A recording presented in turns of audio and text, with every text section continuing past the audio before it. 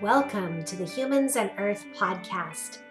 We bring you inspiration and practical resources for healing our planet and ourselves. It's time for soulful contributions that regenerate life on Earth.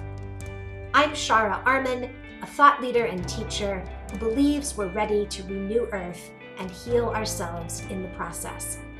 You can find our work online at humansandearth.com and on Instagram at schoolhumansearth.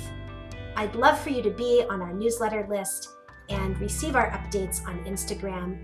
Please share our work at the School for Humans and Earth with anyone you think might be interested, and leave us a review on Apple Podcasts or wherever you listen to this podcast so that we can include more and more people in the regeneration revolution that I believe is happening on planet Earth. Welcome to today's episode.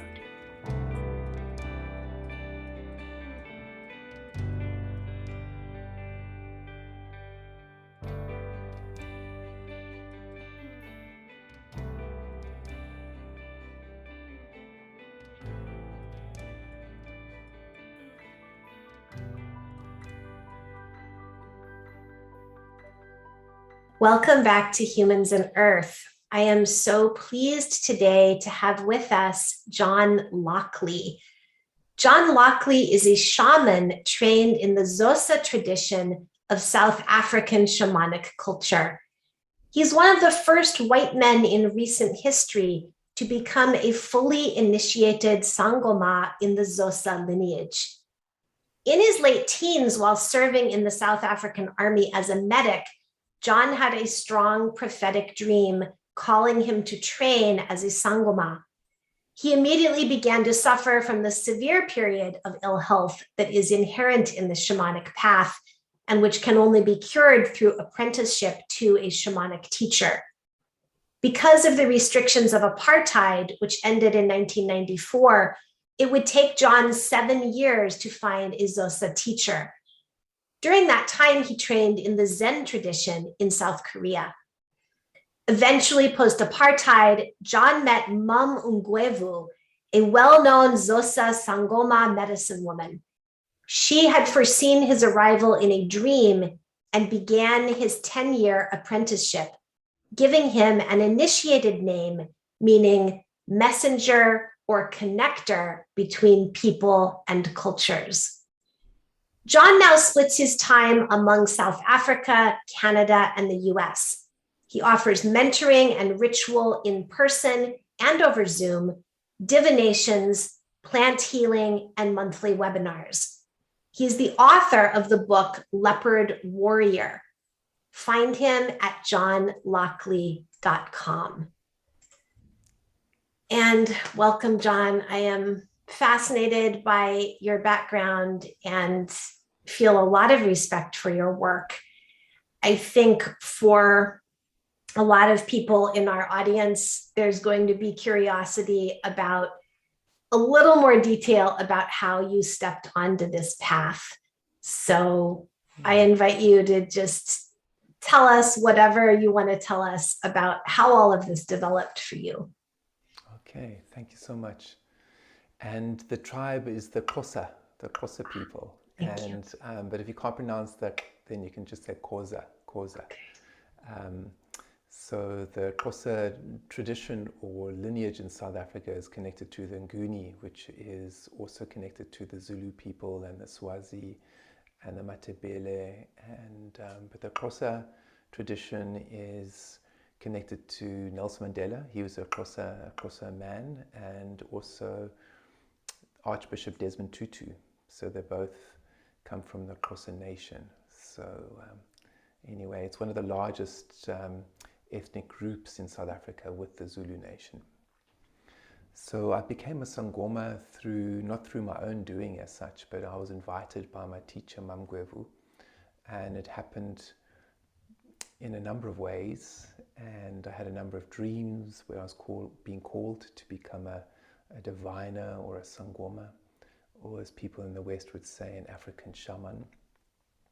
However, it's very, very difficult, and I got very, very sick. And I recall that I went to my teacher for a divination, and the main thing here is she invited me to become her apprentice. So I never went looking to become a sangoma. And I'm saying that now because nowadays there's a great fascination and glamorization of shamanism, which is a little bit disturbing in some ways because it's not glamorous, and it's a very serious profession, and it's also very, very difficult. So I never went looking to become a sangoma, but I was invited by my teacher and her husband, who's one of the elders. They both invited me to become the apprentice, my teacher's apprentice. And she invited me because of a dream she had the night before.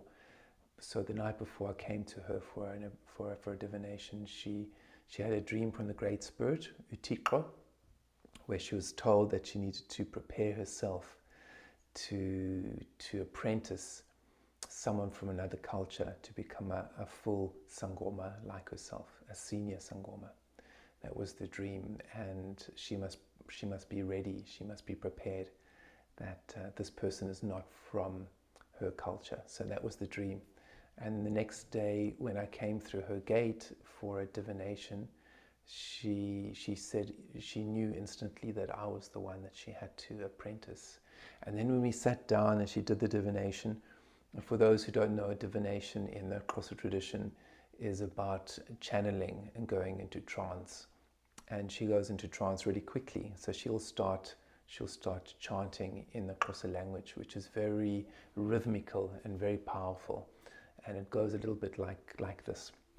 Ndiyanqula bana badala camago, ndiyanqula uThixo wam camago, ndiyanqula izinyanya camago, uvunilela amanyange camago, uvunilela uNkulunkulu camago, uvunilela bana badala, sifuna ukuhamba, sifuna ukujonga kakuhle, siyanqula siyathandaza camago Nkosi yam. Anyway, just a shortening. So that's basically saying in English, we honor and praise the great ones, we honor and praise our ancestors, we honor and praise our humanity, we honor and praise the wisdom keepers of our humanity, we honor and praise the Great Spirit, and there's many different names for the Great Spirit. And then she'll be honoring and praising her lineage going back in time. And as she went into trance, then she started to see my life and the last 7 years of my life and the illness of the calling of the shamanic illness.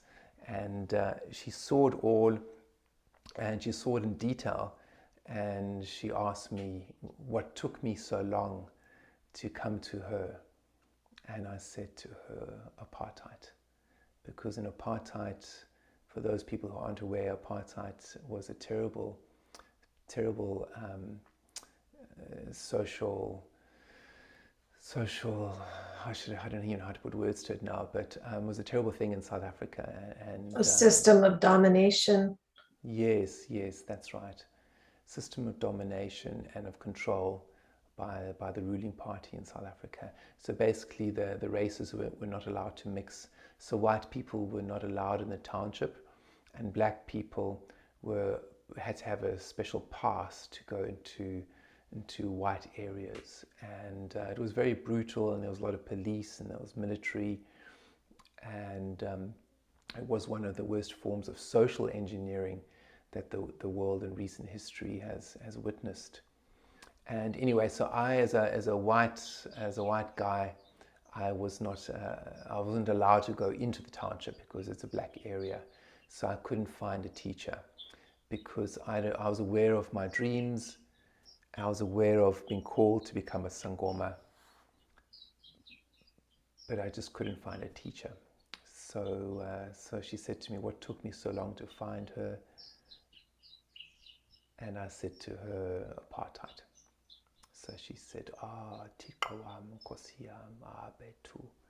So she was saying, oh my God, we almost lost you. You almost died from the illness, the calling illness.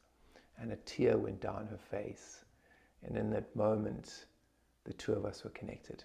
And we've been connected for over 25 years now. Mm-hmm. So it was very, very strong moment. And we were both really shaken because she had connected to my soul. So divination means from soul, to connect to someone's soul, beyond words, beyond drama, to connect to someone's soul, to help them find their way back home. That's what a divination is. So she said to me, part of the healing for me would be to become a sangoma like her. And then she invited me to become her apprentice. She said to me, do you want to become a sangoma? And I said to her, I don't know what it means to become a sangoma. What does it mean? Because I've been brought up with terrible misinformation about African shamans and sangomas, which we called witch doctors. And there was terrible misinformation, and I didn't believe the truth in the negative demonization of sangomas. So I said to her, because I wanted to hear from her words and her mouth, I said to her, what is a sangoma? And she said, a sangoma is a healer, someone who connects with their ancestors and heals people. And she said, you're going to be able to heal a lot of people, and the ancestors are going to be able to move through you and heal people. And when you do this, you're not going to be so sick, and your knees are going to recover. And my knees. And I was very skinny, I was very underweight, and all the doctors couldn't understand what was wrong with me. So I said to her, that felt like a good reason to accept the calling, and I trusted her. I trusted her because everything she had said so far was the truth. So I said to her, okay, I accept. I'll become your apprentice. So she said, okay, wonderful. We'll come back tomorrow, and I'll give you your first white beads, which is a sign that you'll be my apprentice. And then she invited me for my first trance dance that weekend, because she said I'd become a great trance dancer. So that's how it happened. And then the next day I went back to her and she gave me my beads. And then about a month later, she had another dream where she was called by her ancestors. They came to her in the dream. They said that you must call him Uqingulindaba. And Uqingulindaba is a very strong name. It means the messenger, the one who's going to connect to the world of the living and also the spirit realm. So it's the one who's going to bring through Indaba, which means spirit news from the dream time, from the spirit world, and give it to the living. And also someone who's going to connect people in this physical reality from different cultures. So there's a number of people who came to the house, sangomas, to come and bless me with this name, and it was very magical. And I didn't know what the name meant. And since she gave me that name, I've traveled all over the world. So it's been quite a journey.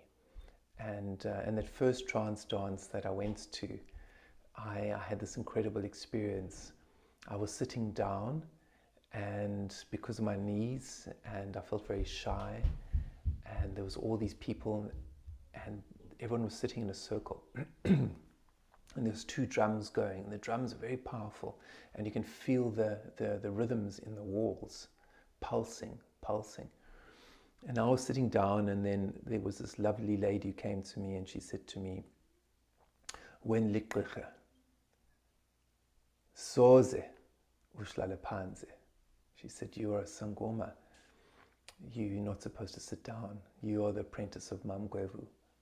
And so then I stood up, and I had one lovely mama on my left and one mama on my right, and we went into the center of the room, and then they shouted at the drummers, and they just said, "Beta, beta sigubo, beta." They said, hit the drums. And then they said, "Masiqenza, let us dance." And then they started dancing. And then they looked at me and they just shouted and they said, "Qenza!" And then there's two women, they just lifted their arms up. And they had beautiful breasts and beautiful buttocks. And I tell you what, those rhythms were just beaten into me like this, because I was right in the middle and it's a small space. And the rhythms were like, and there was just completely the spontaneous energy, and there was no inhibitions. And I tell you, within 15 minutes, I was dancing. I was dancing like them because I just let go, And I felt this rush of energy going through my knees and going through my body. And from then on, there's been no turning back, So it was 15 minutes of that dancing and just letting go of my inhibitions. And then it was like this energy, it was like taking off in a Boeing 747, just as you're on the runway, and suddenly you take off and you feel your body go like that. And that's what happened to me. And so there's been no turning back since that point in 1997, I think it was now. That is such a dynamic and really moving story. I was going to ask you how you felt as this was unfolding and if you felt resistance, but I think you answered that you had sought and suffered enough, and they were so welcoming and so dynamic that you were able to adjust to this surprising path quite quickly. Yes. And it hasn't been easy, but at the same time, being sick isn't easy either. So I had a choice, I could embrace this opportunity, or I could just carry on being sick. So there was no choice for me there. I hear you. I think I want to ask you about that because there are teachers here in the States, certainly, who talk about this shaman sickness. Martha Beck, who has done a lot of work in South Africa, is one person who's written about this, and her beautiful book, How to Find Your Way in a Wild New World. And I think the South American trained shaman Alberto Violdo has talked about shaman sickness. Certainly a few people have in the US. But I think that still internationally, there's very, very little understanding that a significant percentage of the health problems that people experience might qualify narrowly or broadly as shaman sickness. Not necessarily that everyone is supposed to follow the absolute shamanic path that you have, but that so often our modern health problems are a sign of a life out of alignment, a life that is not on an authentic or wholesome path. Do you see it that way, or how do you see that? Because I'd love to hear you speak to that more. Well, I think one of the hallmarks of shamanic illness is that psychic element. So it's not just getting physically sick, but it's also having dreams at night, which is not schizophrenia, but where you actually you see the truth of things. So when you come out of the dream, you dream about the future, or you dream about sickness in someone else, or you dream about tangible truths which can be manifested in this realm. It's not just in your own mind. And so when you come back from the dream and your body is shaking and you feel thin and you're actually really sick and nauseous in your stomach, but you've had this very, very powerful psychic experience, then that experience is confirmed by speaking to someone who says, yes, that's true what you saw about me. And there's no ways anyone would have known that, because it wasn't put on social media, it wasn't on Facebook. There's no ways that information, anyone would have known that. That is a hallmark of the shamanic illness. So, because sometimes people say, oh, I've been sick, so I also have that. And I'm like, no, that's not the shamanic illness. That's soul sickness. So what you're talking about is soul sickness. The soul sickness of the West is terrible. And soul sickness, it does have a certain shamanic overlay, but it's not shamanic illness. Soul sickness is where the soul is calling for a connection to the spirit, and then the body starts to suffer because the soul is not connected to the body and to the spirit of the person, and that is manifested in depression, in all kinds of illnesses that become physical. And there's a rampant illness nowadays, the soul sickness of the West, because the West has material poverty, material wealth and abundance, incredible material wealth and abundance, especially in the US, but on the other extreme, terrible spiritual poverty. Terrible, terrible, terrible spiritual poverty. And one example of it is being able to remember your dreams. So many of my clients do not remember their dreams, and that's a hallmark of spiritual poverty. And if that continues, then it's going to affect the emotions, where someone is easily triggered and becomes neurotic and overly anxious. And then you get OCD, you get ADHD, you get all kinds of illnesses in that category. And then it hits the physical, where people suffer from obesity or suffer from alcoholism or drug addiction and so on and so on. But the hallmark, the absolute center of the illness is soul sickness. And how do you heal that soul sickness? Well, it's up to each individual. You can't blame the government. You can't blame your teachers and friends and ancestors. It's up to each individual to sit up and go, oh my God, I'm not well.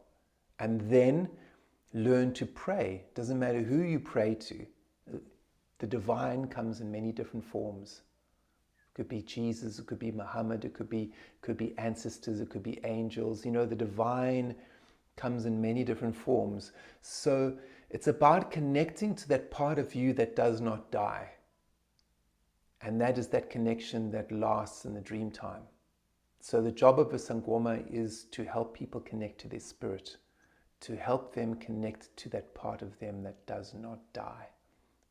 So when we're having the shamanic or the sangoma illness, we are connected to spirits, ancestors, those beings that are in the other world, that teach us things, that show us that the human spirit does not die. And then when we come back with this knowledge, it is very, very sometimes uncomfortable, incredibly painful, incredibly uncomfortable, where you see death and you see what's going to happen in the future. And it shakes you up. It's not glamorous at all. And then there's a responsibility when you receive Ndaba. Ndaba means spirit news. There's a responsibility, because the question then is, how do you share this Ndaba with someone? Maybe they don't want to hear the truth of what you saw in your vision. Maybe they don't want to. How do you share it with them? So the question then is, how do you share spiritual truths with a culture that is obsessed with consumerism? But is that culture that is also getting very, very sick spiritually, and that sickness is affecting the whole world. So this is what happened to me. I received visions and dreams to come to the West, because my way of helping my village and community in the Eastern Cape in South Africa, my way of helping them was to actually come to the West and come to America, because Western culture, American culture has a huge effect on us in South Africa and around the world. But sometimes it's not positive, especially when people do not know about African spirituality, especially when people are not connected to their Ubuntu. Ubuntu is a very old African and Southern African word that means humanity. It means I am what I am because of who we all are. Not just people in South Africa, not just black people, not just white people. We say, Usika apa, egazini ibomf, da sika wena, egazini ibomf, abantu bonke, abantu banamandla. So we say, I cut my arm, red blood flows. I cut your arm, red blood flows. We are one human family connected together with strength, just like the beehive. So if one part of the family gets sick in another part of the world, it affects us. So the way we heal that is we have to help each other, which is the reason why my teacher, even straight after apartheid, where there's incredible social injustice, incredible pain and suspicion between the cultures, her dream was very clear that she needed to befriend someone from another culture, and train them to become a sangoma like her. And this is what the Great Spirit said to her.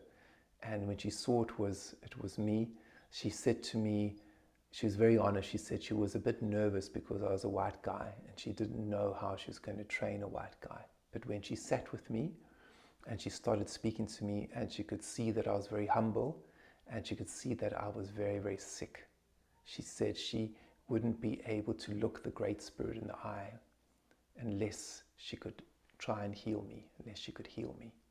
She said she wouldn't be able to live with herself unless she healed me, unless she gave me the opportunity for healing. And she said that I was so sick. What else was she going to do? Her ancestors wanted her to heal me. That's what she had to do. And in a way, that is the story of this illness, which is this soul sickness. You can sit and watch someone who is sick, but eventually you need to know that their illness is going to affect you and your people. So this is what drove me to go to the West and go on pilgrimages and retreats in America and around the world. And it hasn't been easy. I'll be honest with you, it has not been easy. However, it's also been joyful, and I still feel the calling very strongly, and I can see the illness. I can see it in people. I can see that soul sickness, and I can see how people can move towards healing. And it's a personal choice. You can say to someone, oh, you must meditate, you must feel your spirit, you must forget about Amazon, you must breathe and feel your heartbeat. But you know something? Someone only starts moving in the direction of health and healing when they make that decision. I'm tired of being sick. I need to look for healing. So each person needs to make that decision. And there is a lot of blame. People will blame the government. They'll blame this and blame that. So part of taking your power back is realizing, okay, I am in complete control of my own healing. I am in complete control of my own mind, and of how to pray and call in the spirits is my choice. Because, in South African tradition, in this ancient sangoma culture, which for listeners who don't know, the sangoma culture is one of the oldest living shamanic cultures in the world today. Okay, so just to put it in perspective.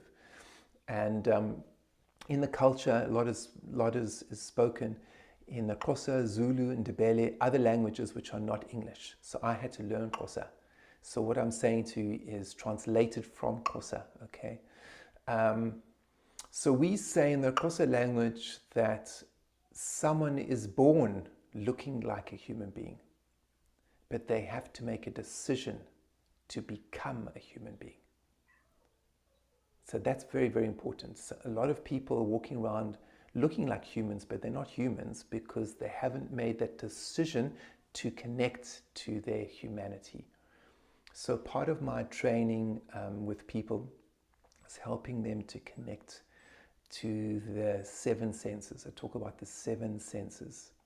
And the seventh sense is the sense of manifestation, where you have a dream and you are shown how to manifest the spirit in the waking state.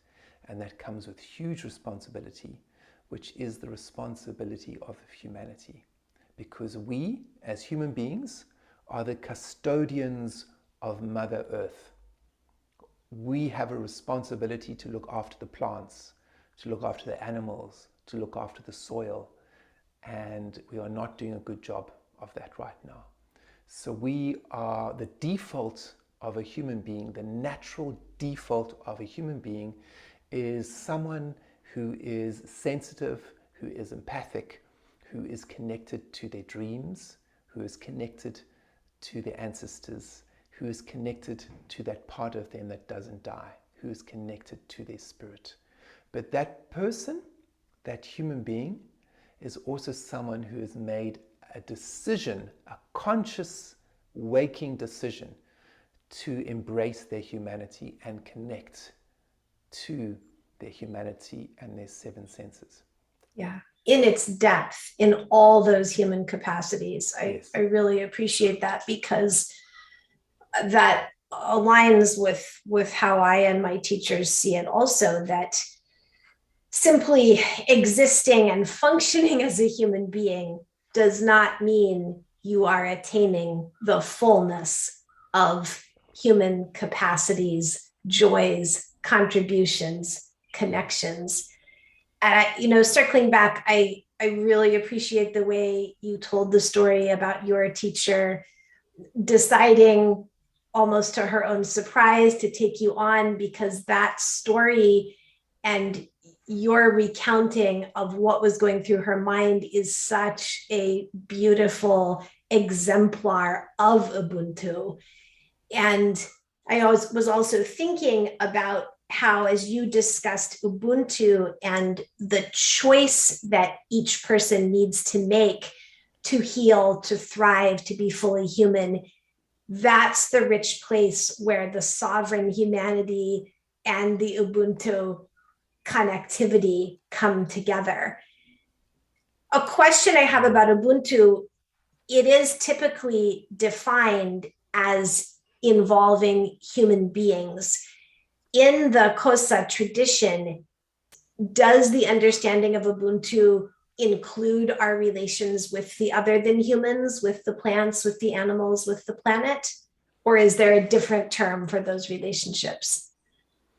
There's no demarcation, but it's implicit because of the relationship with ancestors.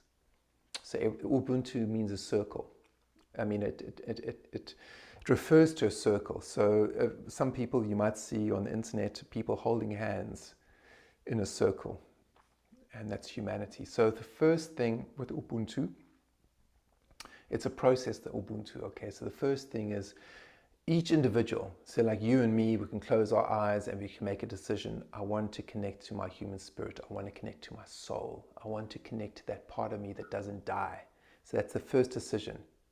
And once we make that decision, that brings responsibility, because then you might feel emotions of anger. You might feel all the rage of humanity going through you, but you can't throw that back because you've made a decision to connect to your humanity. Okay, so that's the first decision in terms of Ubuntu. And then the next thing that after that comes is, it's like a tree. So first the tree connects to the sap inside itself. It connects to the wind in its leaves. And the next thing the tree does, it connects to its roots.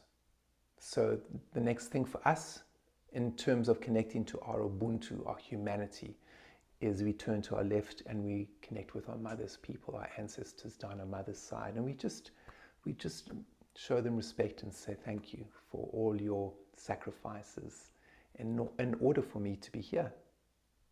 And then you say to your father's people, thank you for all your sacrifices. Thank you for all that you have done in order for me to be alive right now and look like this and have this DNA. Thank you. Diabulela, Amako. And there's great sense of devotion and love placed towards ancestors, because without them we wouldn't be here. So that's the second part of Ubuntu. And then when you do that with enough devotion and enough humility, then the third door opens. And the third door is the connection to nature spirits. Because we say you can't connect to nature unless you connect to your humanity. So once you connect to your human ancestors and you do it with devotion, then there's another door that opens, and that is the door to, we say, the Izinyanya, the nature spirits. And when that door opens, then the eyes and ears of the animal world starts to speak to you, and also the plant world. And it all comes at the same time. Okay, so that first decision to connect to your humanity is a critical piece. And if you don't, then you can carry on with soul sickness all the way into the next life, and the next life, and the next life, and the next life, as Buddhists would speak about, or Hindus. Because this process of Ubuntu is not just South African shamanism or traditional African spirituality. It's seen in Buddhism, it's seen in Hinduism, and it's seen in other cultures. However, Ubuntu is it's a wonderful word, and we're just going about it in this very simple and very pragmatic way, which is typical of Africa. Yeah, beautiful. So I know that people can go into further depth with you through your sessions and also through your book, Leopard Warrior. I guess a couple of questions that I'll offer you as we continue talking are, do you want to try to encapsulate, if it's possible, what you are most trying to offer to the West? Or would you like to talk more about your own relationships with the plants and animals and earth? Or both, if you prefer. Well, all I can say is the drama of humanity is losing its spark, not just with me, but with a lot of people, because we are fighting with each other, and as we are fighting with each other, the plants and animals are dying. Okay, so how much time can we go on about this culture and that culture and all the words we want to use around that? You know, I can bring the words up, but it'll just trigger a whole lot of people. How much time have we got to carry on bickering amongst one another? And that's what I love about these ancient Kosa teachings, which are also, like I say, Nguni and Zulu teachings, which means dasika apa egazini bomv, dasika wene egazini bomv. I cut my arm, red blood flows. I cut your arm, red blood flows. If you take the blood out of someone or the heart out of someone in Zululand and you put it into someone in New York City, if they have the same blood type, you can save the man's life in New York City. Does anyone ever say what color skin was that man in South Africa where you got that heart? No one ever says that. Does anyone ever say, was that a Muslim? Was that a Christian? Was that a traditional African preacher? No one ever asks that. They just say, thank you for the heart. This man's life has been saved. So I'm feeling that, and I've been feeling this for a while, the bickering between human beings must stop. And the way it stops is for people just to come back to this basic teaching of blood, that there's something remarkable about the fact that we all have red blood, and if you have the same blood type, you can save someone's life who looks different from you and who has different colored skin and different culture, but they're a human being, and there's a lot more that's similar than is different. And the next thing is we need to look into the eyes of the wild ones, look into the eyes of birds that are suffering, animals that are going extinct every single day. That's where we need to put our energy. Forgive one another for our transgressions and do our best to say, look, I don't understand you because you're a different culture, but I can see you're a human being and you're more similar to me than dissimilar.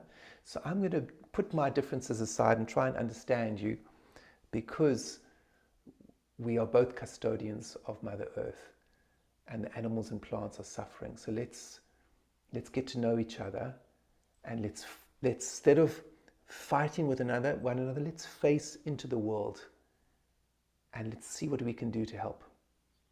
And let's see what the birds are saying. Let's see what the plants are saying. Let's see what's happening with these animals that are dying indiscriminately because human beings are fighting with each other. And this ignorance must stop.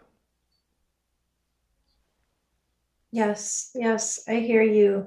And I think it is really powerful right now to offer those invitations and invite people to imagine what a beautiful, collaborative, even joyous and luscious existence is possible on this amazing planet as we continue learning to stop the petty bickering and come into the kinds of human collaborations that can really create restoration and healing.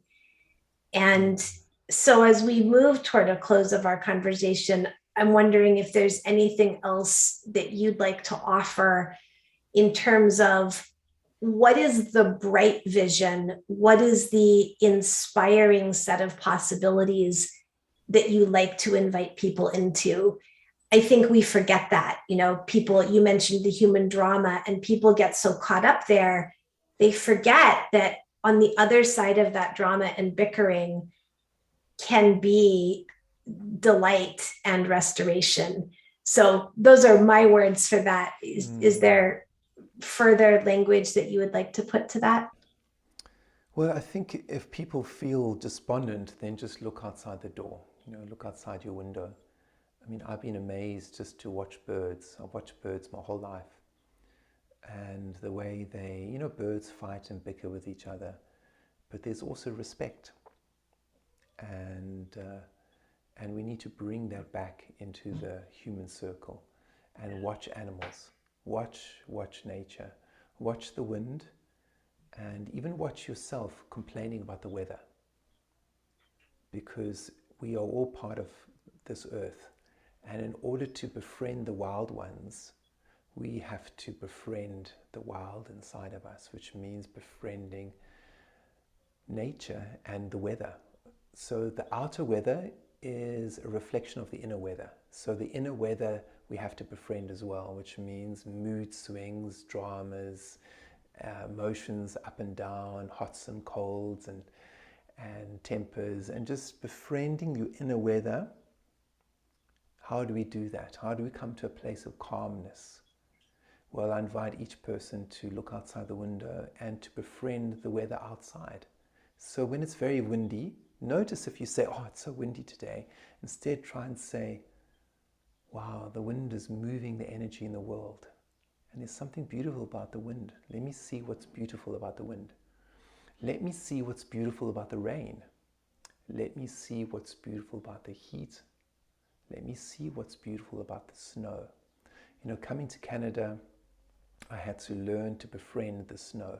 So friends of mine were saying, how are you going to survive, African shaman in Canada with all that snow? And I'm like, yeah, I wasn't worried because I thought, this is earth, and I'm an African shaman, but a shaman is someone who should be able to live anywhere, because I'm part of the lineage of the leopard. And the leopard is one of the most, is one of those animals that can live in almost any terrain. So I thought, okay, well, this is a wonderful test for me to fall in love with a different weather pattern. So I looked at the snow and I looked at the ice and I looked at the birds and I watched the animals. How do the animals survive in the snow when it's minus 40 degrees? So before coming to Canada, I was working in the Kalahari Desert and it was 40 plus. So 40 degrees Celsius plus. So extremely hot. And we were watching the animals and how the animals survived. And that was teaching me how to deal with the outer weather. And as I'm watching the animals who are teaching me how to survive the outer weather, it's also a teaching on how to survive inner weather and changes, how to hold on to your center, how to trust in the wind, how to trust in Mother Nature, how to pray, but pray with my whole body. So then when I came to Canada and I was watching the little birds, and I was always amazed by the sparrows and how they could survive these incredible temperatures, like minus 40. And then I was watching the cats in our village, stray cats. And I was watching them going across the snow, little pitter-patter feet. And I looked at the temperature and it was like minus 20 or minus 30. And I'm like, oh my God, how do these cats survive? So then I was watching the animals more and more closely, and my heart opened to them. My heart opened to the animals. And then I realized how lucky we were as human beings, And then then there's something that starts to happen inside you. Once the animals start teaching you, once you admire and fall in love with the animal world, they teach you how to become more empathic as a human being. But it's a process and it takes time. But what speeds it up is love. So once you love something and you devoted yourself to it, you have the time and you have the spaciousness. So there I am with a cup of coffee. It's minus 30 outside or minus 40, whatever. The temperature just plummets and it just keeps going down. And I'm watching the snow and I'm drinking my coffee. And my heart is falling in love with this cat that is going across the snow. And then my heart is falling in love with the sparrows. And I'm watching them carefully and thinking, and then you watch the little birds and you see the smoke coming out of their mouths, like great billows of smoke. So you can see this little creature is still alive despite this fierce and ferocious weather condition. And then you see its little heart beating in the snow, in the steam coming out of its mouth. And then your whole being just watches this little creature. And as you're watching a little creature with love and devotion, something happens inside of your own body. So this is what my call it teaching or dharma, or you could say my suggestion to people rather is, because I can't tell anyone what to do. All I can do is try and inspire you if you want to be inspired. And if you think something is tough for you right now, look outside the window and watch the birds, watch the animals. I remember being in New York City and thinking, wow, this is really intense, all these people, this urban jungle. And I went to a park and I sat there and I watched the doves. And over time I saw these one-legged doves, and they were not complaining. These pigeons, one-legged pigeons. They were surviving on one leg. And I could feel it was really difficult, but they weren't complaining. They were just continuing. And I remember sharing the story at a talk. And this one guy put his arm up and he said, John, have you seen pigeons that have no legs? I've seen that in cities like in London. And they just go about their business. So animals are teaching us how to live with dignity. That's what they are teaching us. And all we need to do is watch them, and the teaching is all there. It just comes into us beyond words, because there's an invitation to the wilderness right now. We have to learn the language of the wilderness in order to save the wilderness. And the language of the wilderness is beyond human language. It's the language of the heart. It's the language of empathy. I agree very much, and I love the way you put that. I also have been reflecting a lot lately on how our so-called environmental movements and even some of our human justice movements have been so based on rational assessment and have not called in that heart-based love that is what really inspires and guides us to create healing change. So thank you for speaking to that. What a pleasure to get to talk with you, John. I really appreciate the work that you are doing. Listeners, you can find John's work at johnlockley.com and his book, Leopard Warrior. Thanks so much. Thank you.